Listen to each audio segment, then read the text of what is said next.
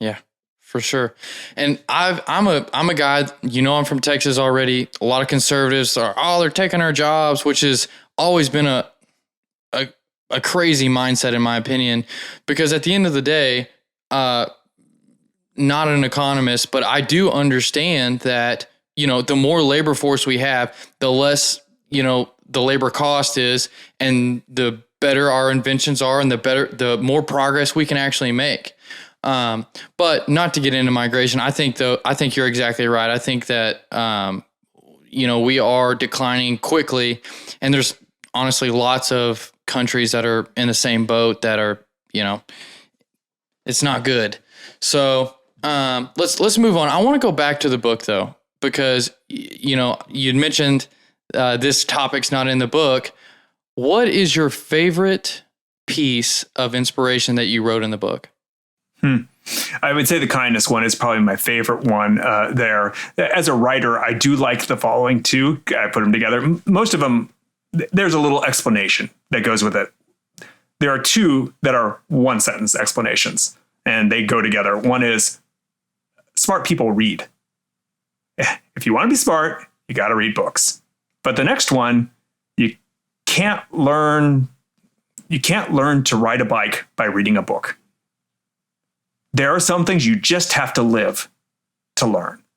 And those two things, I think, really highlight what one can do and can't do with reading.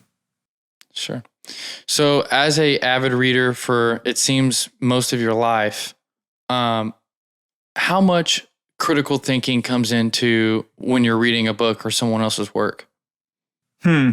So if at this point in my life, if the book isn't interesting to me, I'm just going to throw it away. There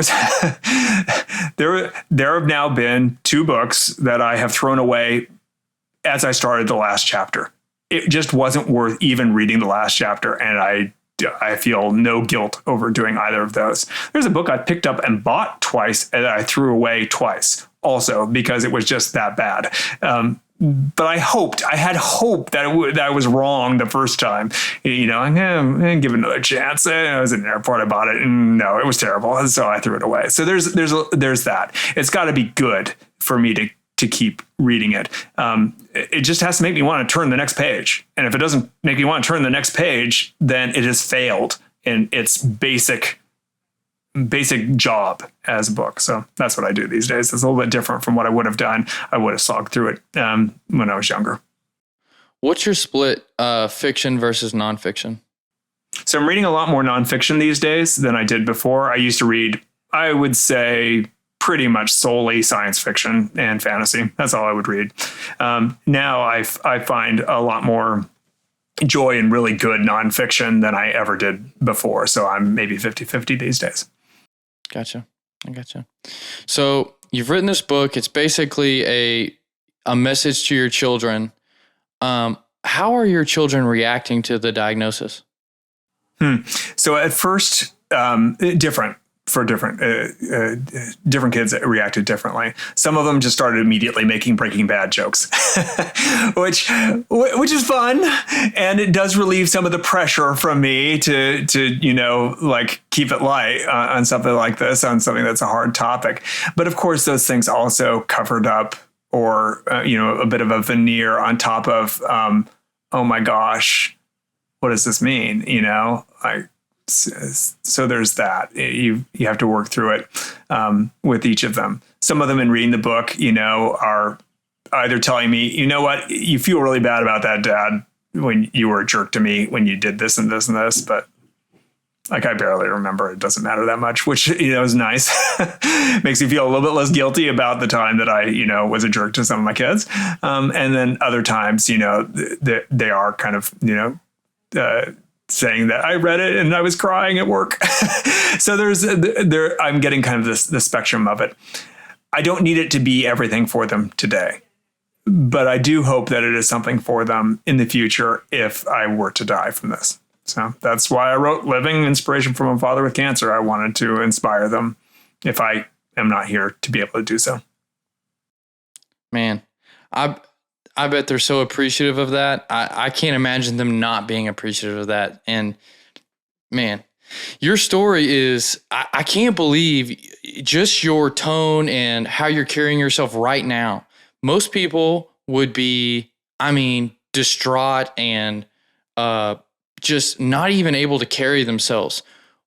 What has made you this way? What has made you strong, stand up tall, and try to inspire your children? What do you attribute that to? So I'm going to think probably religion has got to play a huge role in that. I mean, if you, as I do, hope for and believe in an afterlife, then, you just do your best with what you can here on mortality. And it's an important part of existence, but it's not the only part of existence. So there's a part of that has to be from that. People that are religious are happier. They are. And maybe that's part of it too. That gives a little bit of resilience. So I think that's got to be a big part of it. Part of it also is anytime you've done something super hard, then the next hardest thing, it doesn't matter that much.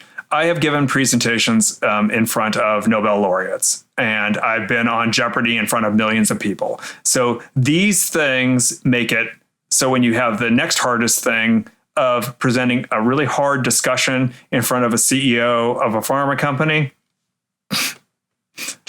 I've had worse. I've had harder audiences. I've had worse days. So those things all make, and I think that you'll find it true. And I tell my kids that it's true also of their own life. It's why it's so important sometimes to choose to do hard things so that the next thing is not so hard, or choose to do something that is really, is out there and difficult, but meaningful. So the next thing that you do is just old hat. Now, cancer is not old hat to me, but a lot of the pieces are. You aren't going to be phased once you've done things that are very hard. Definitely. That's a common theme in the podcast so far, is going through a hard struggle makes you a better person basically every time. And boy, your struggle has, it's inspiring. Like I've said 10 times on the show already, but it's an amazing story. I want to touch back on religion for a second, because I have a not an issue, but I have this thing in my mind that I can't get over, where, the idea of a afterlife devalues the current life that we live in. And that is kind of, I would say, the biggest barrier for me to commit to a religion. What would you say to somebody like me?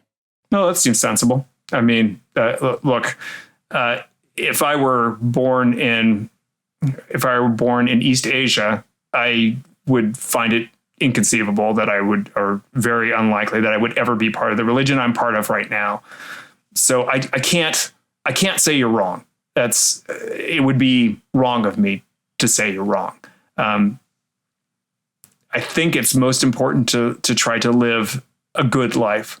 And I think you will find, whether or not you are religious or not religious, that if you choose to live life to help other people and make that your goal, that you will find that you bizarrely, or you're just happier, and you'll just do better in the life that you live. Now, maybe there is a life after this life, and maybe none of this life matters, but that isn't what you normally are going to get from most religions. Most of them are mine and others are going to point you to doing well in this life and doing good in this life as preparation for the next.